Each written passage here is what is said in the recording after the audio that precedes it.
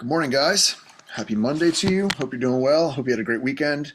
A lot that went on here this past weekend. A lot of good and beautiful work that the Lord is doing in our midst. We had a great time on Saturday morning. A lot of you guys were out of town or sick, and so recording this for those who are not there, who might want to just keep up with kind of the theme and the thread of our story.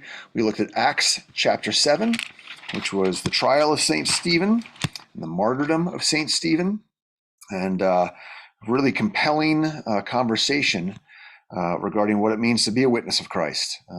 Stephen was given an opportunity by the Sanhedrin to defend himself against false accusations of heresy that were leading to his death. Stephen took the opportunity not to defend himself, but instead to defend Christ. And he did it really by prosecuting Israel. We looked at how Stephen weaves this incredible thread, this narrative of the history of Israel, and comparing and contrasting Israel that has a tendency, like all of us, to see itself as the good guy, as the one that was chosen by God because they have the appropriate or proper qualifications.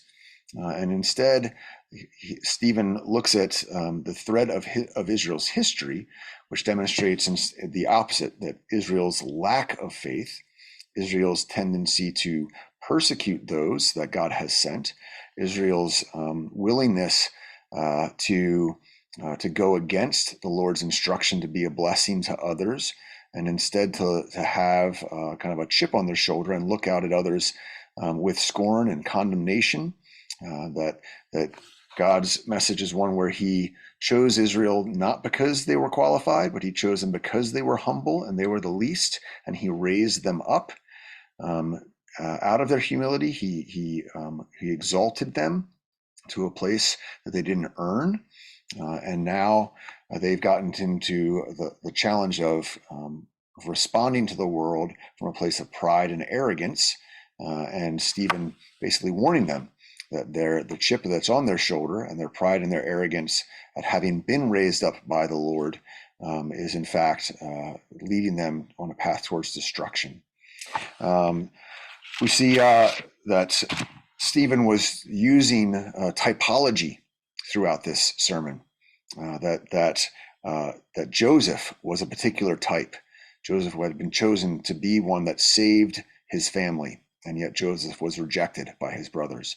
That Moses was one that was chosen to save Israel from Egypt, and yet Moses was rejected both before he was thrust aside by the brothers he was trying to reconcile in the field, and then again he was thrust aside by the nation after he had brought them through the Red Sea, thrust aside, and they turned to worship a golden calf instead.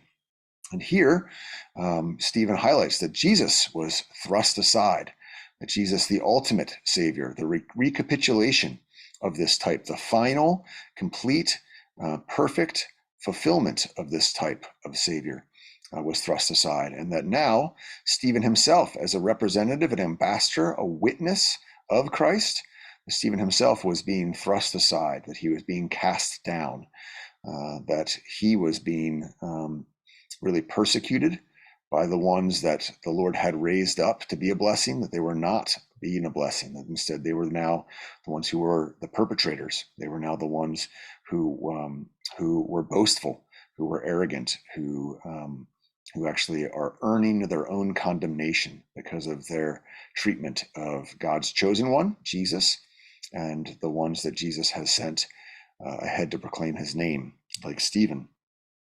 We also spent a little bit of time talking about the significance of Paul being there. We spent a little bit of time talking about how Paul himself was affirming to this death, and yet it seems that there is something about the witness of Stephen that may have stuck in Paul's craw, if you will. That there might have been something about Stephen's witness of forgiveness, of grace in the midst of suffering, that there must have been something about Stephen. Again, his face was like an angel at the end of chapter 6. And here he is praying for the forgiveness of those who are killing him, as he cries out for their forgiveness. And That must have been something, a power that was startlingly different from the power of the law, the power of God's law, which is what Paul, as a zealous Pharisee, he was used to pursuing the law and seeking to have his power originate from adherence to the law. There's no adherence to the law that can bring peace and comfort in the midst of impending death. And it seems like the witness that Stephen provides here sets the stage for some inner turmoil in Paul. Um, and we'll see in this next chapter where that leads. Or sorry, 2 chapters from now where that leads. So great conversation. Hope you guys are doing well. Would love to see you this Saturday. We are going to be in Res Hall again. We have another day-long retreat here using the Commons. Yeah, I hope you have a great week, and please reach out if I can serve you in any way. God bless, and take care. Enjoy reading and preparing chapter 8. See you on Saturday.